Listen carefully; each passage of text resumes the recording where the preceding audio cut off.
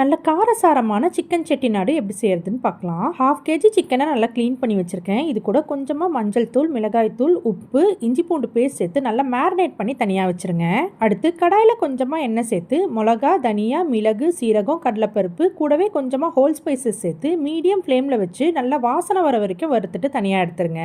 அதே கடாயிலே ஒரு கைப்பிடி அளவுக்கு சின்ன வெங்காயம், கொஞ்சம் இஞ்சி பூண்டு, தக்காளி, கருவேப்பிலை, கொஞ்சமாக கசகசா சேர்த்து நல்லா வதக்கிட்டு இது எல்லாத்தையும் கம்ப்ளீட்டாக ஆற விட்டு அரைக்கும் போது நம்ம வறுத்து வச்சிருக்க மசாலா சேர்த்து நல்லா ஃபைனா அரைச்சிக்கோங்க.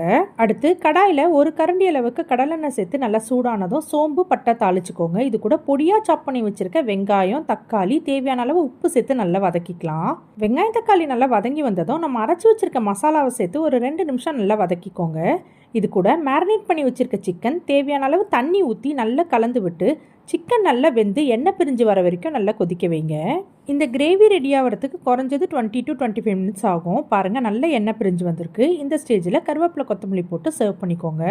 ரொம்ப டேஸ்டியான செட்டிநாடு சிக்கன் ரெடி. இதை கண்டிப்பாக ட்ரை பண்ணி பாருங்கள். நாளைக்கு வேற ஒரு ரெசிபியோட பார்க்கலாம்.